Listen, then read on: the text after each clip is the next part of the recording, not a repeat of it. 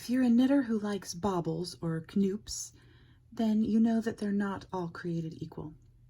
I've found this amazing bobble in my Japanese stitch dictionary. It always looks very, very neat and tidy. It never pulls to the back of the work. It always stays put right in front. And they're very round and easy to make. So in this video tutorial, I'm going to show you how to do it. First, knit to the position where you want your bobble to go. And then move your stitches to the inside of your needle so that they don't fall off as you're making your bobble. You're also going to need a crochet hook. I like ones with really pointy heads, and I'm using a hook that's slightly smaller than the gauge of my needle. I'm going to move the needle tips to the front and out of my way. I'm going to take the next stitch and I'm going to work into this loop off of my needle. This is where the bobble is going to go. With crochet, we wrap opposite, and we also have our stitches situated on our hook in the opposite orientation. So I'm just going to flip the orientation so the left leg is in front. Then I'm going to yarn over and pull through. I'm going to yarn over and then go through that loop again and draw up a loop. And in the midst here, I'm losing my stitches. So this is the problem of doing a tutorial with slippery metal needles. Just get all those stitches out of the way. Okay, so I've worked through the loop once, I yarned over, and I worked through the loop a second time. And I'm going to do that 2 more times so that I have 7 loops on my needle.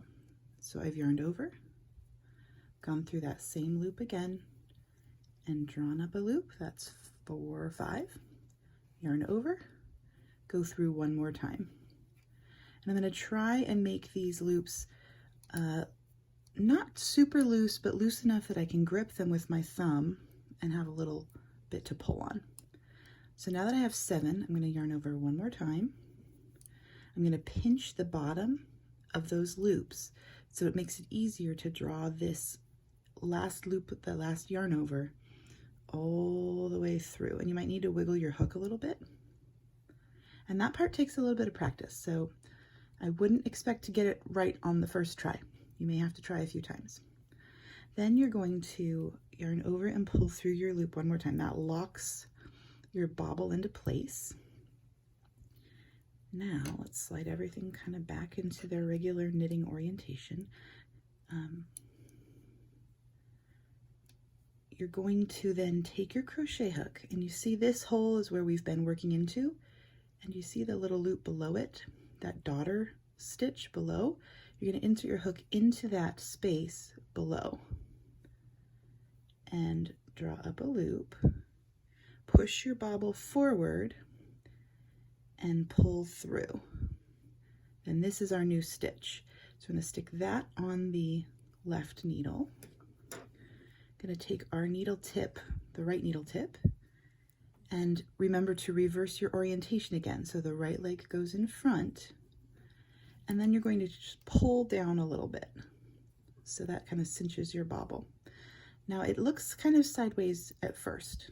So then finish knitting your row. And the magic also happens when you come and work back the other direction. So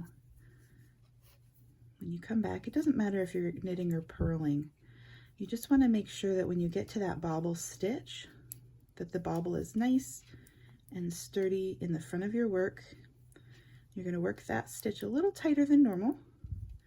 And make sure that you work the second stitch after the bobble so that the bobble's in front of it, not kind of poked to the back. And again, doesn't matter if you're knitting or purling on the back side. But when you're done, you end up with this beautiful, wonderful, round little bobble. That's how you do it. I'll demonstrate this one more time.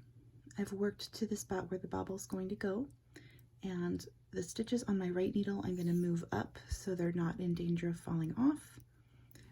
I'm going to take my crochet hook and put the next stitch on my hook, and then move the other stitches out of the way. And it really is easiest to do this in the back though, so let's move everything in front here. It's also easier when you have a lot more stitches on your needle, because then they're not all falling all over the place. Okay, so first things first, I need to change the orientation of my stitch so the left leg is in front. And then I'm going to yarn over, draw through the loop, yarn over. That gives me a loop on my hook, and then I'm going to go through the loop and draw up, yarn, yarn over, go through the loop and draw up yarn, yarn over, go through the loop and draw up yarn. That's 7 loops.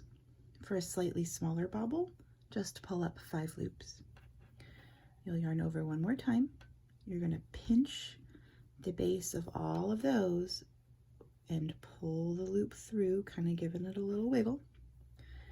And then this is called a chain. You basically chain, or you draw a loop through the loop on your hook to tighten off your bobble. Then you need to secure the bobble.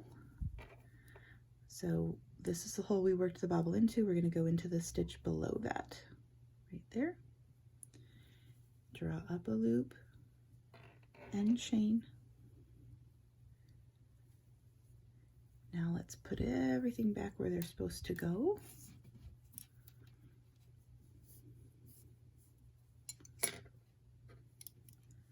So I'm going to move that stitch onto the left needle, just because it's easier than trying to finagle it onto the right needle.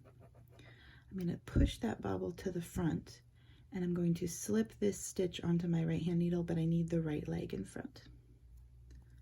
And I'm going to pull to tighten it up, and then finish knitting the row, or working the row if you have different stitches.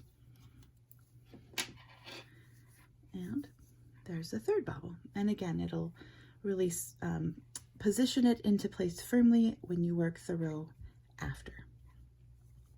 Those are how to do these cool Japanese baubles.